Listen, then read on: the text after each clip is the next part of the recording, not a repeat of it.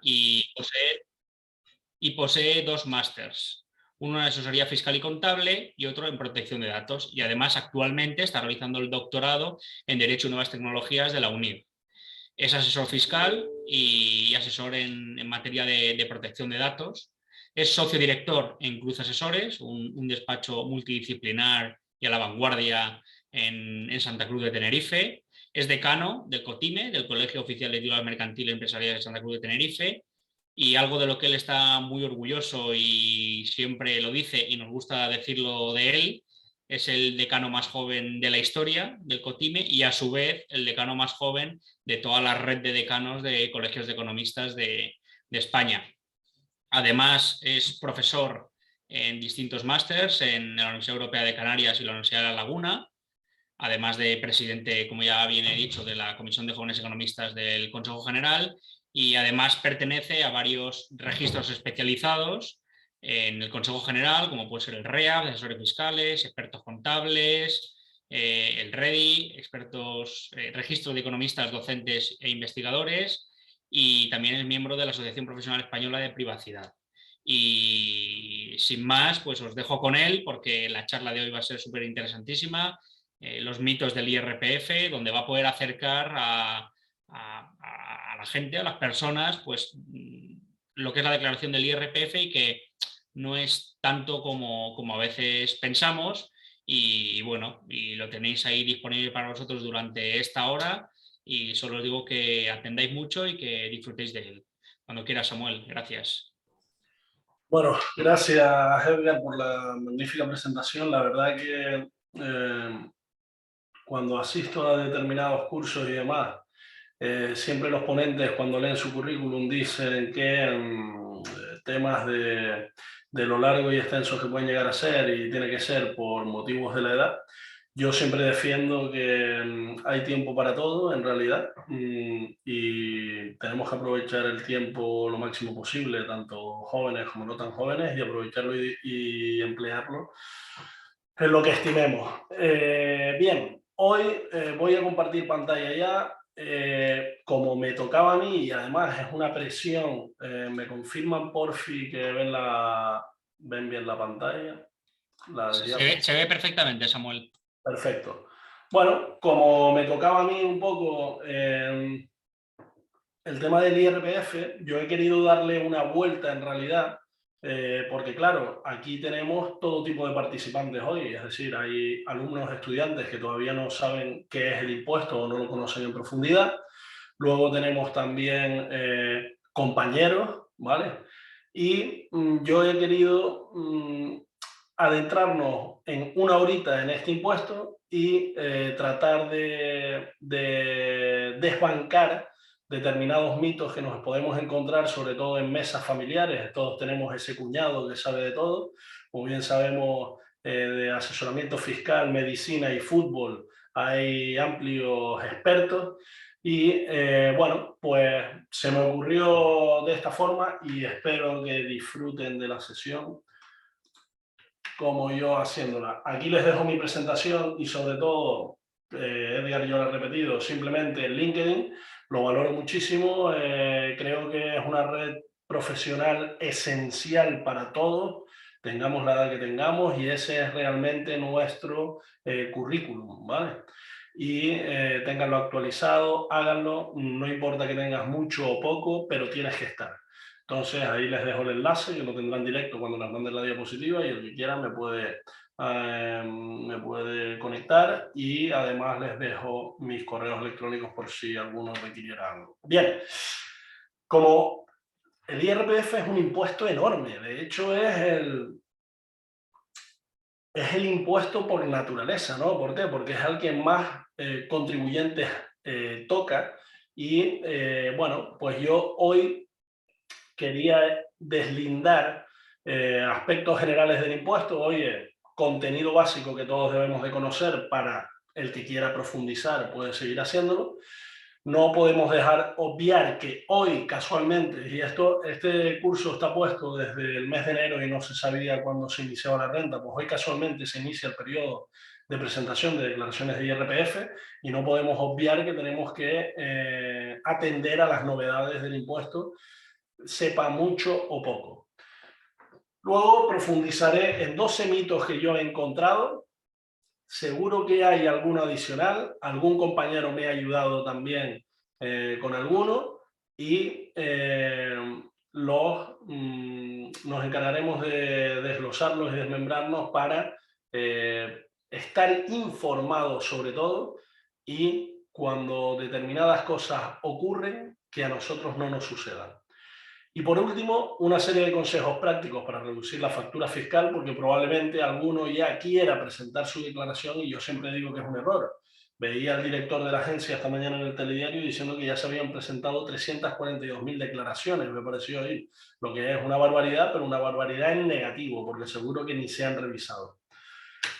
Bien, consideraciones previas. Siempre me gusta confrontar un pacto. Oye, ¿qué vamos a aprender aquí? Bueno, primero, no les voy a preguntar a todos, la verdad ahora tenemos 110 participantes conectados, ¿qué conoces del IRPF? Y si has presentado alguna vez una declaración propia de tercero. Esto lo digo a los efectos para saber el nivel por donde circulamos, pero como aquí hay de todo, trataremos de ir hablando con un lenguaje que todo el mundo me entienda. Y los objetivos que tenemos aquí es adquirir los conocimientos básicos en este impuesto y desmontar mitos poblacionales acerca del mismo.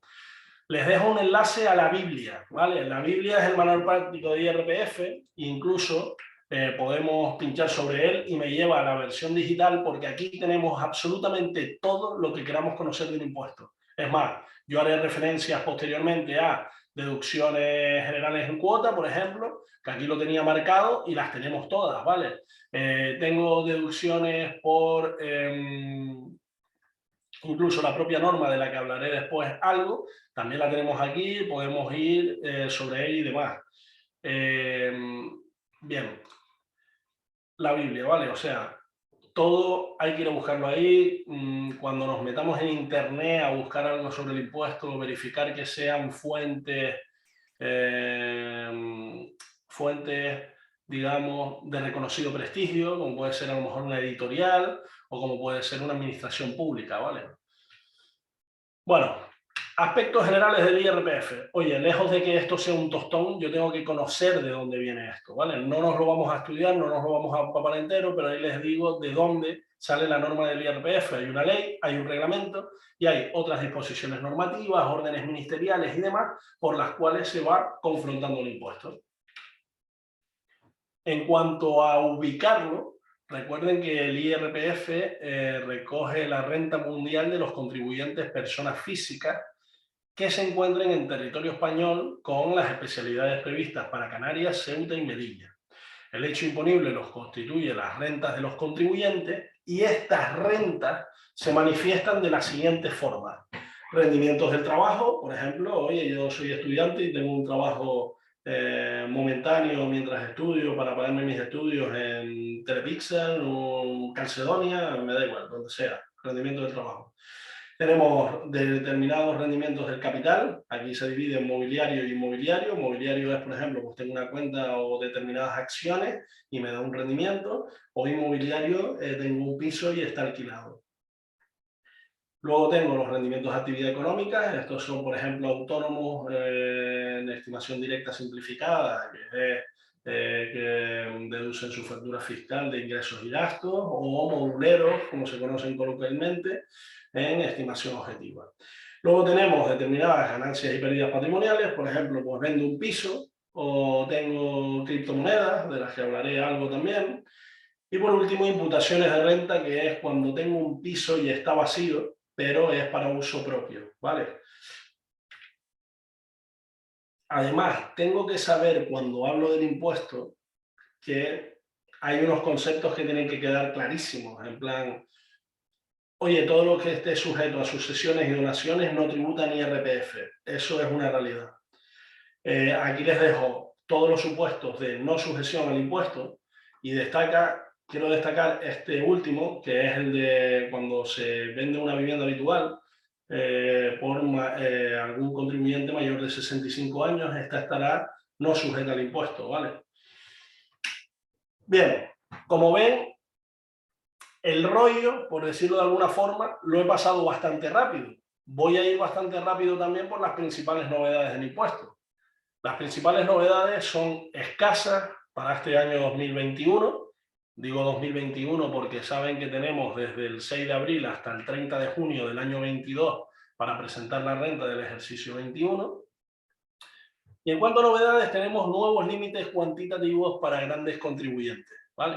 Estos dos límites son, este impuesto se divide en dos, una base general, donde van los rendimientos del trabajo, actividad económica, rendimientos de capital inmobiliario y ganancias y pérdidas patrimoniales que no deriven de transmisión, y por otro lado va la base imponible del ahorro, determinados rendimientos de capital mobiliario y determinadas ganancias y pérdidas patrimoniales. Bien. En esta división de dos, una escala es más lesiva que la otra. Es decir, la base imponible general es más lesiva que la base imponible del ahorro porque nos cuesta más dinero. Aquí les dejo simplemente los límites y la novedad es que la base imponible general tiene un nuevo margen que es para rentas de más de 300.000 euros, se amplía al 47% del tipo impositivo, y en la base imponible del ahorro nace el nuevo escalón, digamos, por aquellas bases que obtengan bases imponibles por más de 200.000 euros tributarán al 26%. Más novedades para este año. Una muy conocida, planes de pensiones antes 10.000 euros, de 8.000 euros, perdón, podrían deducirse. Este año solo 2.000, pero, oye, si tenías 5.000 euros de inversión en este año 21, sabes que solo te puedes aplicar 2.000, pero los 3.000 restantes te los guardas para el ejercicio siguiente. Criptoinversores, está muy conocido esto hoy porque lo voy a hablar un poquito más adelante. Dicen que ya hay una casilla en renta para las criptomonedas. Y yo discrepo en este sentido, porque la casilla exclusiva es para el patrimonio, no para las criptomonedas. No obstante, lo veremos luego, y simplemente que sepan que el foco de la Administración Tributaria Estatal está puesto en estos inversores, porque evidentemente generan ganancias y pérdidas patrimoniales que, si superan en ingresos 1.000 euros, están obligados a declarar, ¿vale? Además, hay determinadas novedades en cuanto a la eficiencia energética. Se aumentan unas nuevas deducciones para obras en viviendas y edificios residenciales que mejoren la eficiencia energética. Bien. Impuestos sobre el patrimonio, hay una subida de tipos de un 1% para aquellos patrimonios de más de 10 millones, ¿no? Que ojalá lleguemos algún día. Y, por último, contribuyentes de La Palma y Filomena, me faltó aquí por añadir, todas las ayudas recibidas en forma de subvención, prestación y demás están exentas del impuesto, ¿vale? Estos son las novedades. Y aquí el primero de los mitos, ya nos adentramos sobre los mitos, y esto se recoge en el artículo 7 de la ley del IRPF, y las exenciones son, por ejemplo, hay infinidad de ellas. Una es la reciente del volcán. Tenemos también, por ejemplo, un militar que se ha ido a Afganistán y recibe un incentivo, este estaría exento por el impuesto. Bueno, una serie de ellos que podríamos ir a verlos, pero no es el foco. Lo que sí es el foco es este primer mito. Los importes de una renta exenta, como pueden ser también determinadas prestaciones que da la Seguridad Social por invalidez total y absoluta, no se computan a la hora de la base imponible del impuesto. No se tienen en cuenta. Es que es más, una exención nunca va en el impuesto, ¿vale? Bien. Tenemos que conocer que en el IRPF hay dos formas de tributar: tributación conjunta o tributación individual. Tributación conjunta es con la unidad familiar. Ahora veremos aquí en este artículo 82 que se considera una unidad familiar, o individual, ¿vale?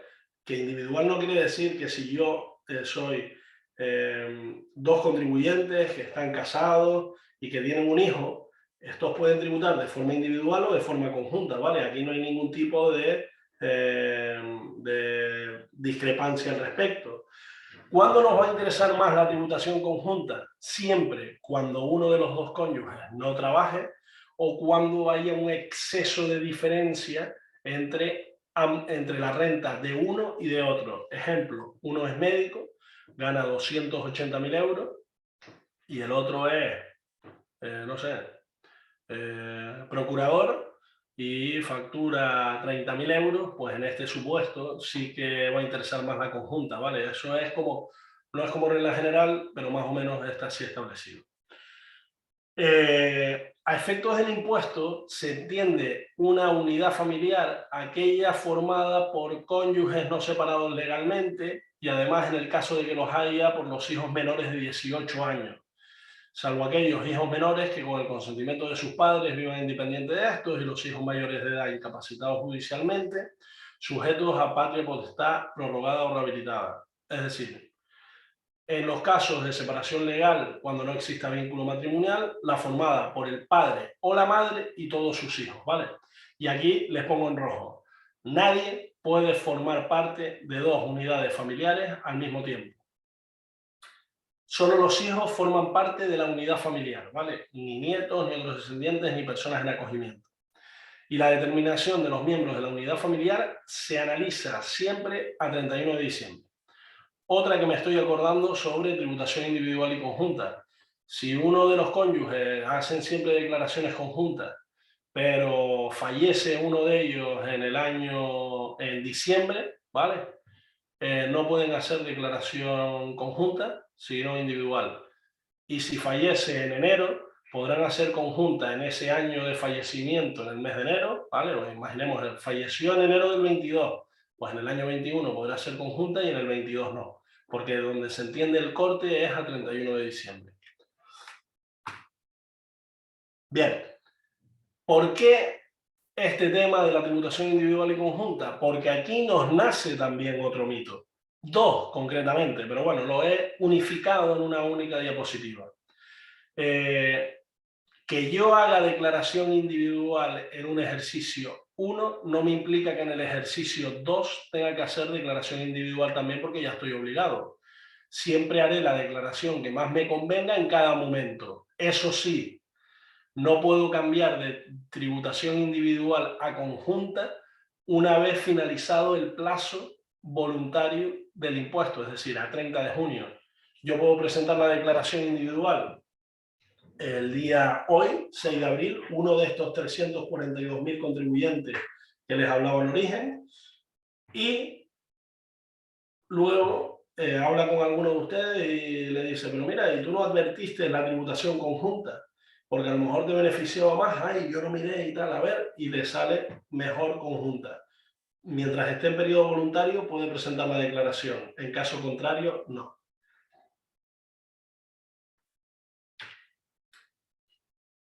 Luego tenemos las obligaciones de declarar. Y pongo esta diapositiva porque luego nos iremos a otros mitos que tienen que ver con la obligación de declarar. Recuerden que estaré obligado a presentar la declaración cuando obtenga rendimientos del trabajo por importe superior a 22.000 euros o, en un segundo escalón, cuando obtenga más de 14.000 euros de dos contribuyentes, ¿vale? De dos pagadores, perdón, siempre y cuando segundos y siguientes pagadores superen 1.500. Además, si obtengo ganancias, rendimientos del capital mobiliario sujetos a retención por importe de 1.600 euros o determinados rendimientos de imputación inmobiliaria, letras, subvenciones y demás por importe superior a 1.000 euros. Esto que les pone aquí la regla segunda, esto está sacado del manual de renta, se mira solo para confirmar la primera. Es decir, yo tengo que saber si estoy obligado a declarar o no en base a la regla primera y la segunda me lo va a confirmar. ¿Y por qué me sale este mito aquí? La declaración no solo se presenta cuando estoy obligado. Fíjense que les he dicho los supuestos en los que estoy obligado, ¿vale? Pero también cuando tenga resultado a devolver. Esto es muy importante. ¿Por qué? Porque a lo mejor mi renta sale a devolver 300 euros, pero yo no la presento. O sea, yo no estoy obligado a presentarla, pero tengo que presentarla porque es favorable para mí, ¿vale? Y además, presentar la declaración un año no implica presentarla todos los años siguientes. Solo la presentaré cuando esté obligado o cuando me interese, ¿vale?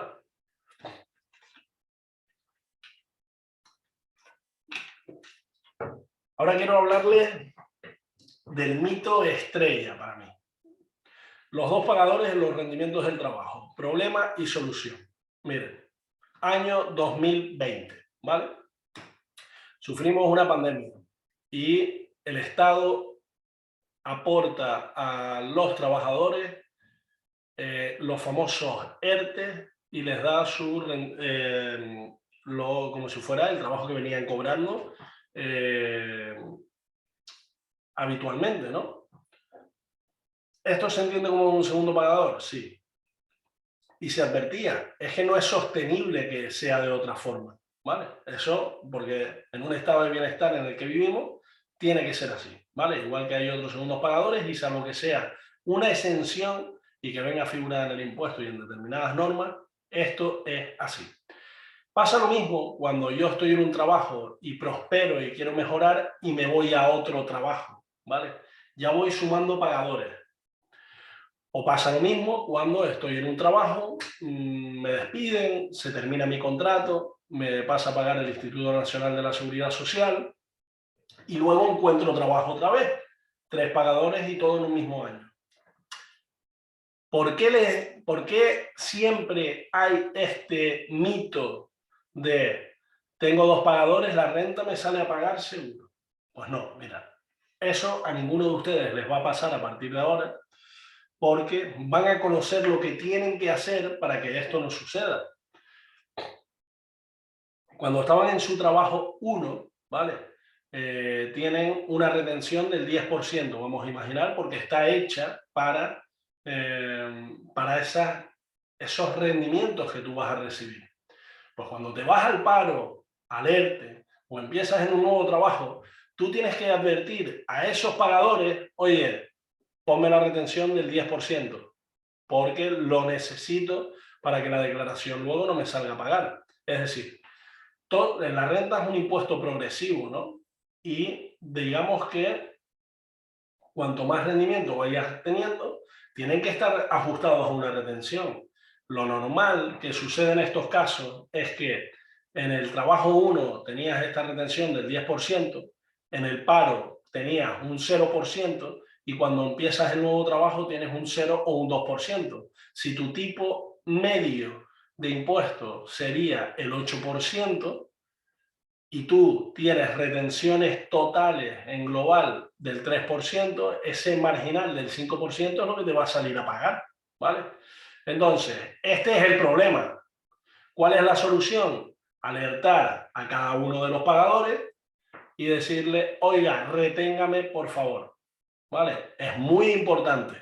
Y ya luego entramos a debate si eso es justo o no, porque generalmente son rentas bajas, y es verdad. Por ejemplo, imagínese un contribuyente que tiene rendimientos del trabajo en un año por 16.000 euros. Cobra 10.000 euros de un pagador a un 6% de retención, porque es lo que le supone, y el restante al 0%. Pues si ese rendimiento total para esos 16.000 euros sería un 10%, el 4% de diferencia es lo que tiene que pagar. En cambio, esto tiene dos percepciones. Una, no hago nada, pero el susto me lo voy a llevar, pero guarden el dinero porque ya se lo saben. O dos, hagan que estos pagadores, estos segundos y siguientes pagadores les retengan como los primeros para evitar estos problemas. Y en misma circunstancia, al revés. Empiezo el año en paro, tipo de retención 0, porque si yo no aviso, no me retienen. Muy importante. Tipo de retención 0, y llegas el 1 de julio y empiezas a trabajar con la retención que estimes. Al juntar las dos rentas, una sin retención y la otra con una retención mínima, los rendimientos que esa empresa te va a pagar porque no conoce el conjunto de tu año, es cuando nace el problema, ¿vale? Pero la solución ya la tienen. Si no, después en las dudas o preguntas lo vuelvo a matizar. Mito 6. Como es novedad, las cripto no tributan. Bueno, para mí es un mito porque es demasiado obvio que esto tributa, pese a algunas corrientes que indican algo contrario, pero para mí es de una corriente de ignorancia porque no está sustentada en ningún aspecto jurídico claro, ¿no? Y bueno, yo les quiero hacer ver ahora por qué la administración tiene puesto el cerco en esto, y no solo la administración, también Europa. Miren, en un reciente estudio de FinTech, que depende del Ministerio de Consumo, se deslinda un escrito donde yo les he un estudio en el cual es la primera vez que se nombran las criptomonedas, ¿vale? Y de ese estudio se dice que 4,4 millones de españoles invierten en criptomonedas, pese al desconocimiento general. A su vez, más de 1 millón de españoles ha invertido más de 6.000 euros en Bitcoin y otros criptoactivos. Fíjense que son periódicos diferentes. Hay españoles que invierten más en cripto que en bonos. La agencia tributaria impulsará el uso de las técnicas OCDE, de análisis de comportamiento de contribuyentes, para el fomento del cumplimiento voluntario. Hacienda prepara una tecnología para controlar los tickets que emite el pequeño comercio. Hacienda recurre a nuevas tecnologías, fíjense El País y ABC, posturas políticas contrarias.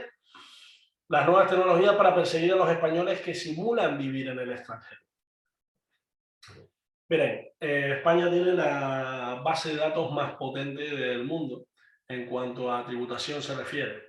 Yo siempre digo a modo de broma que esto es porque somos defraudadores natos y bueno, que no se ha metido un gastito en su actividad económica o ha puesto a lo mejor un colegio profesional no obligatorio como gasto deducible en su rendimiento del trabajo, alguna deducción autonómica a la que no tenía derecho, ¿vale? Y ha escapado. Bien.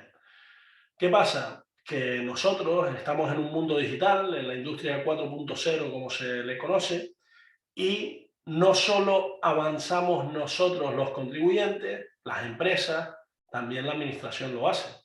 Fíjense que te indica la administración tributaria que esa capturita es su plan anual de control tributario, ya te incide en que está usando técnicas de procesamiento Big Data para tratar de prevenir el fraude, ¿vale? Fíjense aquí también, Binance prepara su desembarco en España y se escribe en el registro regulador. Binance, como ustedes saben, es China, ¿vale? Pues viene a España porque evidentemente sabe que hay mercado y no le importa que haya una norma española que obligue a solicitar el DNI y enviar determinada información en una declaración informativa sobre sus clientes, cuántos activos tienen, en qué forma y demás. ¿Saben por qué? Porque hay mercado, pero esto no quiere decir que no tribute, al contrario. Fíjense, la Unión Europea se remanga para regular las criptomonedas y acabar con los fraudes. De hecho, hay un reglamento, ¿vale? Como fue el Reglamento Europeo de Protección de Datos, como fue el de prevención de fraude, blanqueo de capitales, ¿vale? Y luego tenemos que adaptar esos reglamentos a norma ley cada uno de los países miembros. Esto tiene que ser muy poco laxo porque evidentemente queremos una normativa común. Pues este reglamento se llama MiCA, está en estudio y bueno, verá la luz probablemente a finales de 2022 o inicios de 2023. Y fíjense que las criptomonedas es un mundo un poco donde hay robos, fraudes y demás, y tenemos que tener conocimiento, ¿vale? Nadie regala duros a 4 pesetas, ¿vale? Y las criptomonedas tributan porque como norma general, salvo que yo haya comprado determinada cantidad de Bitcoin y lo use exclusivamente con carácter especulativo, es decir, simplemente para holdear, compré en un momento cero y no he vendido ni tengo intención de vender, eso no tributa. Pero si tú estás haciendo constantes compras y ventas, trading y demás, cuidado con eso porque evidentemente tributa. ¿Por qué? Oye, tú estás comprando algo a un valor un día concreto y lo estás vendiendo ese mismo algo o una parte de él a otro valor en otro día concreto. ¿Y eso qué es? Una ganancia patrimonial o pérdida, ¿vale? A efectos del impuesto. Bien. Rendimientos de actividades económicas. Estos son gastos deducibles. ¿Por qué es esto un mito? Bueno, este me pareció, miren el autónomo, que va por ahí siempre en la cuerda porque el pobre hombre no tiene sino obligaciones, o mujer, no tiene sino obligaciones y está que se cae. Simplemente a efectos de conocimiento general. Un gasto será deducible cuando se considerarán, bueno, los gastos deducibles están en la siguiente diapositiva. Los requisitos y condiciones para que un gasto tenga la consideración de deducible. Siempre hemos oído hablar de los coches y la gasolina y los teléfonos móviles, ¿vale? Tienen que estar vinculados a la actividad económica, que se encuentren convenientemente justificados y que se hayan registrados en contabilidad, ¿vale? ¿Qué quiere decir esto? Muchas veces nos encontramos con el supuesto de tengo un coche, soy autónomo, tengo un coche, lo uso para mi actividad económica, pero también lo uso para fines particulares. Pues oye, a efectos del IRPF es o 0 o 100. Es decir, lo uso solo para trabajar o, mira, imposible deducción de gastos que tengan que ver con ese vehículo. Lo mismo pasa con la gasolina y lo mismo pasa con la factura de teléfono. Cuando nos encontramos ahora la factura de Movistar, por ejemplo, que nos viene el Fusión y tenemos el internet de casa, la Champions, tal, pues eso no es deducible, ¿vale? Simplemente era efectos de conocimiento, los gastos de actividad económica, porque muchas veces decimos, incluyo determinados gastos, a mí no me van a revisar, es deducible, pero cada vez estamos advirtiendo más que la administración cruza datos de forma excesivamente fácil con estas nuevas técnicas, digamos, y le es más fácil enviar requerimientos de comprobación. Y cuando ven o se reflejan este determinado tipo de gastos, me salen liquidaciones paralelas por las cuales me quitan determinados gastos que entendíamos que eran deducibles y luego no lo son, ¿vale? Bien. Mito 8. Si presento la declaración antes, me devuelven antes. Bueno, esto no es cierto. Si presento la declaración antes, a lo mejor te devuelven en diciembre o en enero. Y si la presentas el 1 de mayo, a lo mejor el día 3 están devueltos. Esto es completamente aleatorio porque a medida que van entrando las declaraciones se observan si existe algún tipo de discrepancia o no. Y si se observa discrepancia, evidentemente la declaración ya va a la cola. ¿Por qué? Porque una de dos, te devolverán más tarde, porque la van a revisar mejor, porque han advertido algo que no entienden, ejemplo, con los gastos de alquileres, ¿vale? Los gastos de arrendamiento de inmuebles, en el cual yo tengo varios inmuebles alquilados e incluyo determinado tipo de gastos.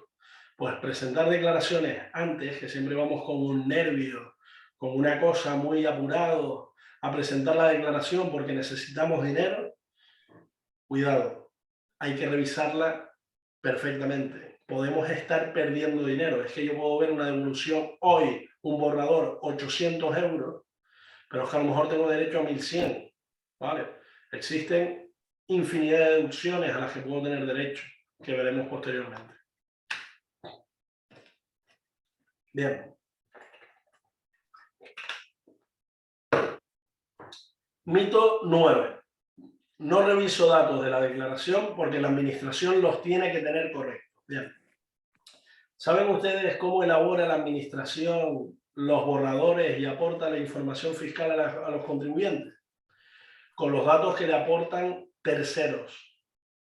¿Qué quiere decir esto? Que si un tercero le aporta mal un dato y yo no lo reviso, evidentemente puedo estar cometiendo un problema, puedo llegar a tener un problema tributario, ¿vale? Ejemplo. Oye, mi empresa me aporta el certificado de retenciones del rendimiento del trabajo y tenía unos rendimientos de 20.000 euros, 2.000 de retención y 2.000 de gastos de seguridad social.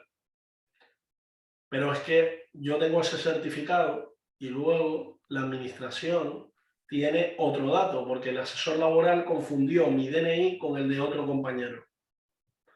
Pues ese error tú tienes que guardar justificante y tener justificante de todos y cada uno de los datos que vienen reflejados, porque los borradores de declaración se realizan con las declaraciones informativas que le llegan a la administración. Ellos filtran por DNI y dicen, de este contribuyente tengo todo esto, ¿vale?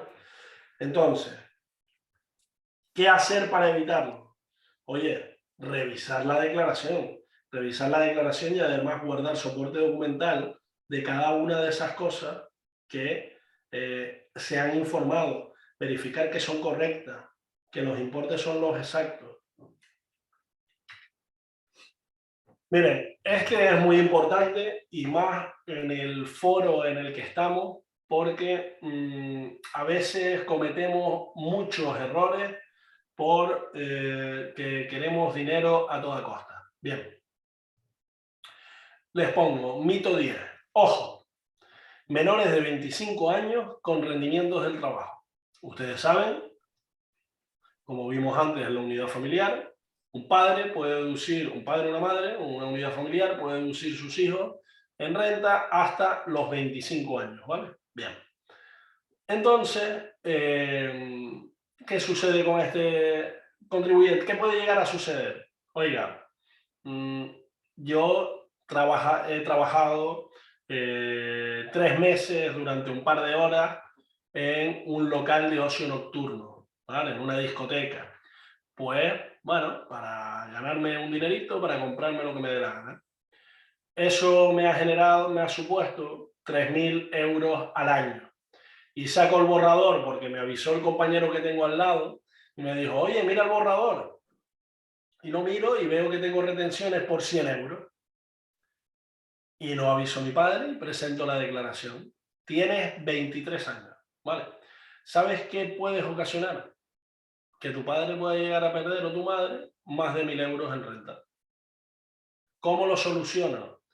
Primero, informando a tu padre. ¿Por qué? Porque tu padre te dirá, hijo, no presentes la renta. Yo te doy los 100 euros. Y ya está, porque ganan más en este supuesto, ¿vale?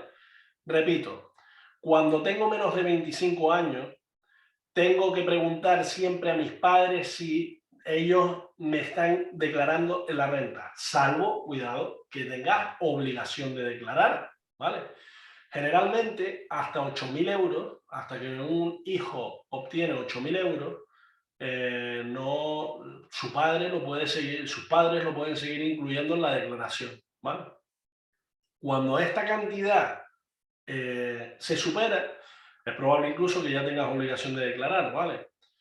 Pero yo, si soy menor de 25 y obtengo rentas por menos de 1.800 euros, yo puedo presentar la declaración y mi padre me puede seguir deduciendo en su IRPF. Pero si se superan los 1.800 euros, cuidado, será mejor, papá, mamá, me sale la renta de devolver 150 euros. Y tu padre y tu madre te dirá, toma el dinero, hijo, no hagas nada. ¿Vale?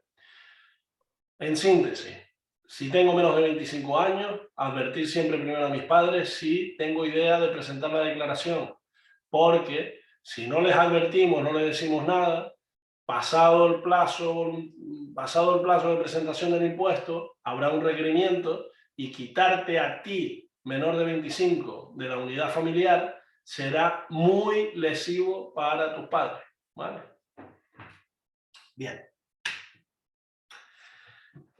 Este se lo debo a mi compañera Leira, que me lo recordó cuando hablábamos de los mitos y yo lo había pasado por alto. Ya me devolvieron, no me pueden revisar. Oye, esto es verdad, yo lo he escuchado un montón de veces. Pues no es así. Sabemos que la prescripción en la Ley General Tributaria es de 4 años en lo que se refiere al IRPF. Por tanto, ahora, el 30 de junio del 2022, vencerán las rentas presentadas en el año 17. Es decir, lo que yo presenté entre el mes de abril y el mes de junio del año 18 prescribe en este año 2022, ¿vale? 4 años para la prescripción del impuesto. Que te devuelvan no significa nada. Y vuelvo a los mitos anteriores.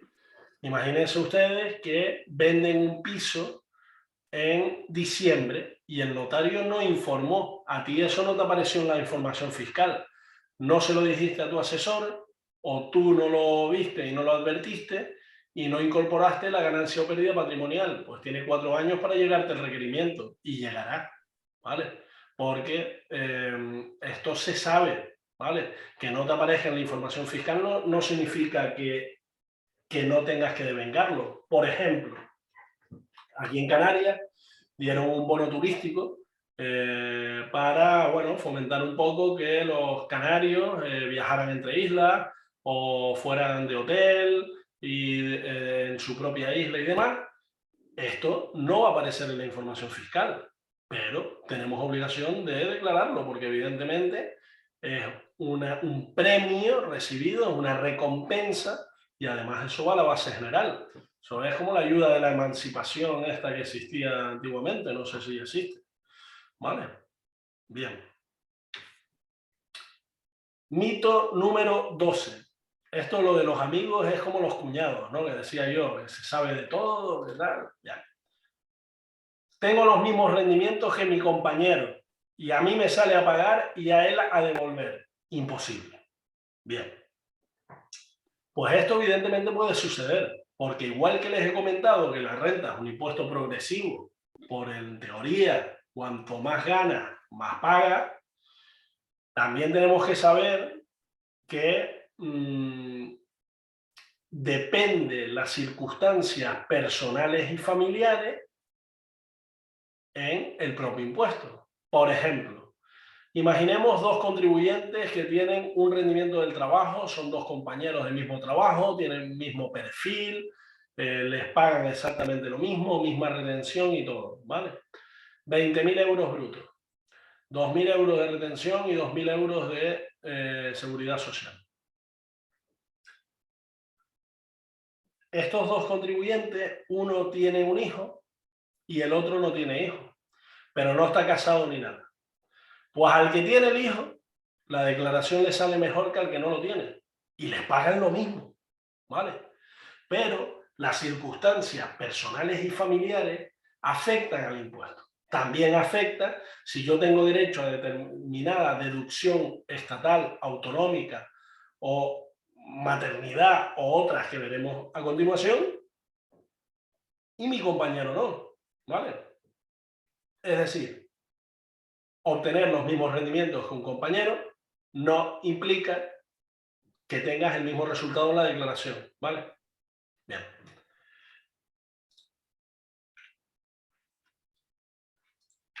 Hasta aquí los mitos del IRPF y ahora vamos a conocer algunos detalles por los cuales pudiera rebajar mi factura fiscal, ¿vale?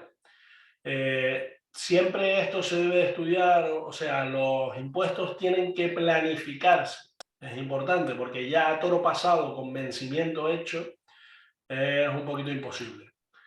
En cuanto a los rendimientos del trabajo, oye, si pagas sindicato, ese sindicato es gasto deducible, ¿vale? Y ojo, que pongo aquí colegios profesionales. Los colegios profesionales solo serán deducibles para un médico, un abogado, ¿vale? ¿Por qué? Porque solo los pueden deducir aquellos contribuyentes para los cuales sea obligatoria la colegiación, ¿vale? Por ejemplo, yo que pago el del Colegio de Títulos Mercantiles, evidentemente me lo deduzco en mi actividad económica, y el del REAF y el del resto que decía Edgar al inicio, pero si estuviera en rendimiento del trabajo, yo no podría deducirme eso, porque la colegiación no es obligatoria para mí para que yo pueda ejercer, si lo es también, por ejemplo, para un enfermero, ¿vale? Bien, rendimientos de actividad económica. Aquí tenemos que recordar el gasto por seguro médico, es decir, yo pago Adesla, Sanita, me da igual, seguro privado médico. Recuerden que pueden deducir 500 euros por cada uno de los miembros de la unidad familiar, es decir, si yo tengo mi mujer y 2 hijos, puedo deducir hasta 2.000 euros en mi actividad económica. Oye, ¿pago 1.800? Pues 1.800 te puedes deducir. ¿Pagas 2.200? Pues solo 2.000, ¿vale? Muchos me preguntan también, oye, ¿y en mi rendimiento del trabajo me lo puedo poner? ¿Es un seguro médico? No, ¿vale? No es gasto deducible para un rendimiento del trabajo. Luego debemos prestar atención a las deducciones estatales que existen. La mejor, en teoría, era la de vivienda, pero recuerden que desde 2013 no podemos aplicar esta deducción, salvo los que están en el régimen transitorio, que ya venían aplicándosela. Y ojo a la importancia que tiene el lugar donde yo viva, ¿vale? ¿Por qué es importante el lugar donde tendré derecho a determinadas deducciones autonómicas, ¿vale? Yo no puedo aplicar la deducción autonómica de Madrid porque me interese si vivo en Canarias, ¿vale? Entonces, cada comunidad autónoma tiene sus propias deducciones, las cuales las tienen en el manual, que tienen el enlace por si alguno quiere curiosearlas. Todos tienen, por ejemplo, deducción por alquiler menos una, me pareció ver el otro día, y cada comunidad tiene la suya. Por ejemplo, aquí en Canarias destaca una pusieron hace unos años, de gastos médicos no derivados de seguro privado. Esto era para controlar a dentistas, fisios y demás, que como les obligaban a pedir factura y pago electrónico, pues evidentemente ya tenían que aflorar esos ingresos, ¿vale? Luego tenemos que tener en cuenta también la deducción por maternidad. La deducción por maternidad es cuando nace una criatura. Tenemos durante 3 años 100 euros derecho, 1.200 euros año, siempre que se cumplan determinados requisitos y además los puede solicitar con abono anticipado, ¿vale? Bueno, ahí está. Y por último, las DAMA y DAFAs que se llaman, deducciones por familia, bueno, DAMA maternidad y las deducciones por familia numerosa o contribuyentes con discapacidad a cargo. Y son estas 5 que se ven aquí. Si se encuentran en alguno de estos supuestos y cumplen los requisitos, que ya les anticipo que los requisitos tienen que ver con estar cotizando a la seguridad social, pues pueden incorporar durante los meses que eso suceda 100 euros, ¿vale? Hasta 1.200 euros. Y estas son deducción por descendiente con discapacidad, por ascendiente con discapacidad, cónyuge no separado legalmente con discapacidad, familia numerosa, ascendiente separado sin vínculo matrimonial, con 2 hijos sin derecho a percibir anualidad por alimento. Estos, las DAMA y las DAFA, son los únicos supuestos en los que el Estado te regala algo. Y me explico.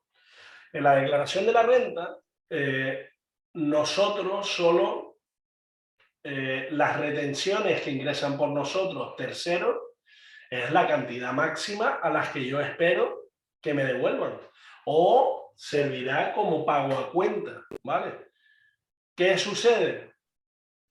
Que si mi renta sale 2.000 euros a devolver y solo han ingresado 1.000 euros por mí vía retenciones, yo tengo que pagar 1.000 euros.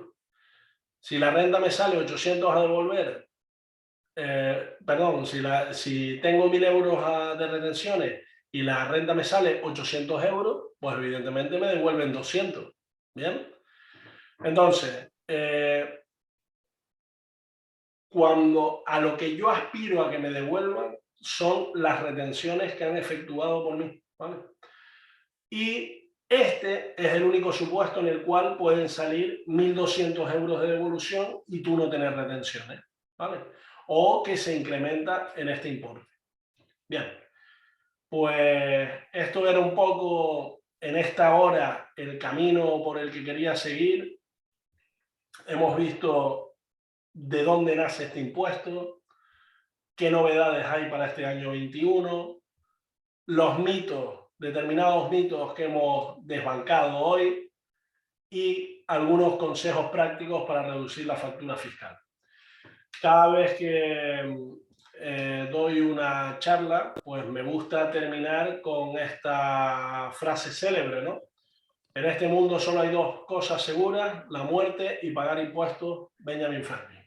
Pues nada, gracias por su atención y ahora si tenemos alguna preguntita, pues... Samuel, desde el chat nos pregunta Noemí que si traspasa ella un vehículo, si hay que ponerlo en la renta. No, eso es otro impuesto.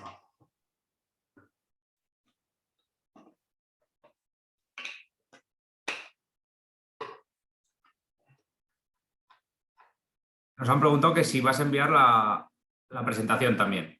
Sí, ya la tiene el consejo y se las haré llegar sin problema, pero hagan buen uso de ella y recuerden, yo cada vez que doy una presentación digo lo siguiente, esto es a momento hoy, ¿vale? A lo mejor dentro de las normas cambian todos los días, a lo mejor dentro de 3 años vas a mirar esta presentación y está obsoleta ya, porque evidentemente ha habido cambios normativos y demás, y bueno, pues simplemente no servirá. Por eso siempre hay que ir a la fuente, que es la Biblia en este caso, para este impuesto.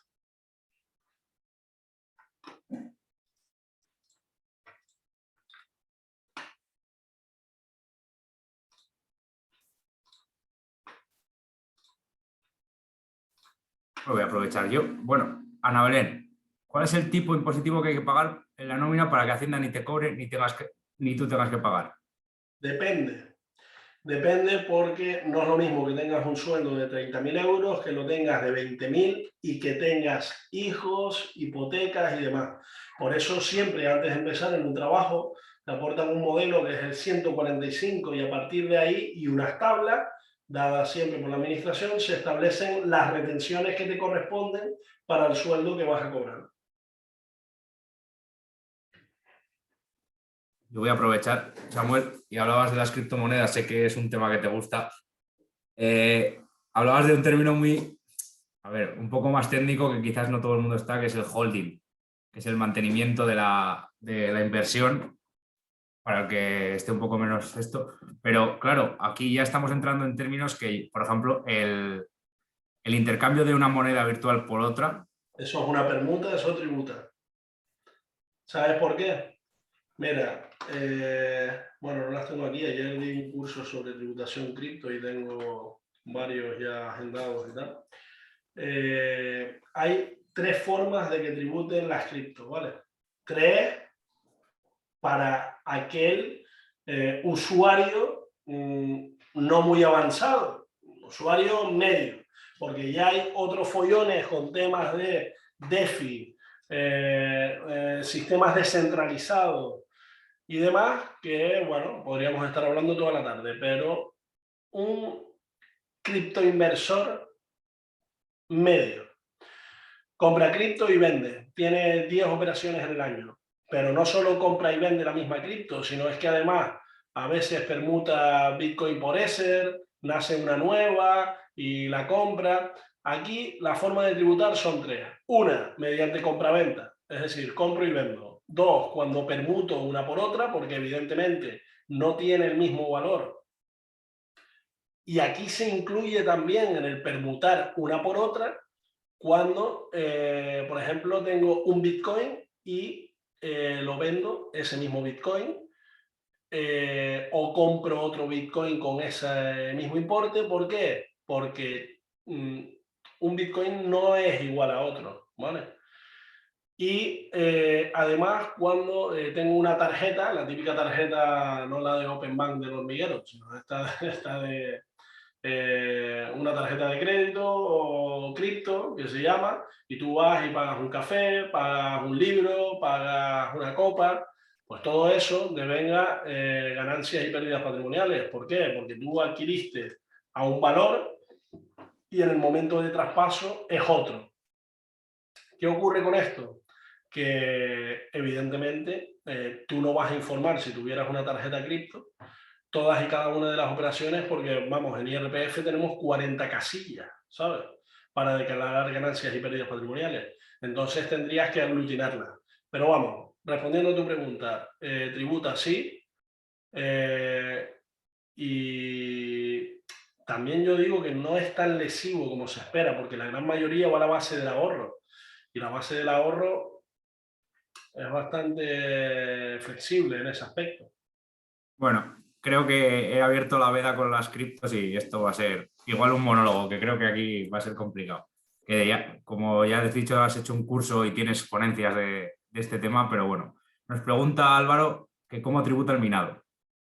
Bueno, el minado es una actividad económica y podemos decir ya cuando esto da para otra sesión tranquilamente, pero bueno, el minado es una actividad económica, tiene un epígrafe concreto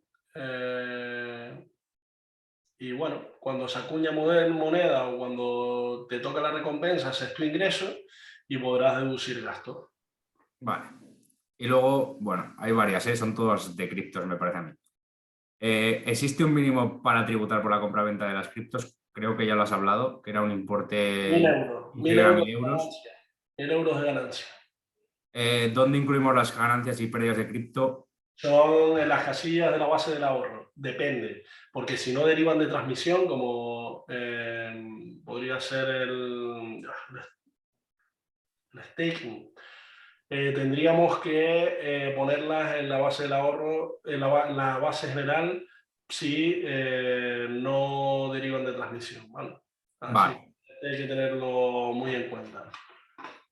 Y luego nos pregunta, bueno, aquí hay otra, es la misma que pregunta tres cosas, que si se están enviando informes anuales con estos datos desde las plataformas de inversión. Están obligadas a partir del año 23, con efecto 22 estarán obligadas, porque aquí hay una cosa que se llama el KYC, Know Your Customer, ¿no? Que sería, que es que todo criptoinversor tiene que estar identificado con su DNI y demás. ¿Por qué? Porque evidentemente hay una norma española que indica que por ejemplo, Bit2Me se me ocurre ahora, o Binance, cuando desembarque en España, tendrán que aportar mediante un modelo de declaración informativa 171 y 172, creo recordar que era, determinada información de saldos, monedas y demás de cada uno de sus clientes. ¿Por qué? Porque como les dije antes, las rentas se hacen a través de las declaraciones informativas de otros, de terceros. Vale. Y luego una que va a colación de la que te he hecho yo, que es que la permuta, ¿quién establece el valor en euros de la permuta? El valor en euros se tiene que establecer en el valor medio diario. Yo uso coinmarketcap.com, que es una web en la cual te establece el valor de todas las cripto en un momento concreto. coinmarketcap.com. Lo pego ahí.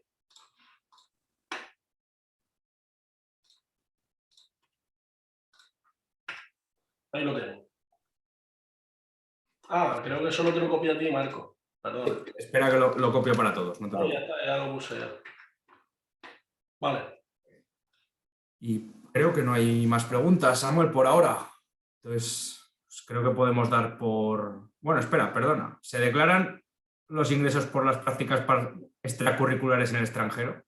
Depende si puede llegar hasta el 60 o no, si fuera una beca, o depende también, por ejemplo, si la remuneración, porque puede llegar a estar exenta, porque a veces, yo me acuerdo cuando hice las prácticas, me daban en kilómetros de gasolina, ¿sabes? Y eso está exento. Entonces depende de la forma en que te las den. Pero por norma general eso no tributa, salvo, por ejemplo, nosotros tenemos aquí otras que son unas que dependen de la universidad y que ya sí que te pagan más dinero y esas sí tributan, te aparecen como rendimientos al trabajo. Vale. Y luego el cobro del seguro de vida va a renta o sucesiones. Sucesiones. Pero esperemos que no se cobre nunca, porque, ¿no? Bien, pues nada. Nos queda una. ¿Qué ha entrado ahora? Joder, espérate, que es que aquí empiezan a entrar de repente. ¿Están exentos los ingresos de los cuidadores no profesionales a personas dependientes? Ejemplo, cobra el marido 300 euros al mes por persona dependiente. Bueno, ¿está dado de alta? ¿O lo cobra en qué forma? No pone nada más, Samuel. El cobro de un seguro por renta vitalicia es rendimiento del trabajo para el que lo percibe. Los ingresos de un trabajador transfronterizo tiene su aquel y un régimen especial, digno de analizar, da para otra clase. Y los staking en criptomonedas, que son los premios, los regalos y... Sí, se declaran. Estaba buscando aquí porque tengo...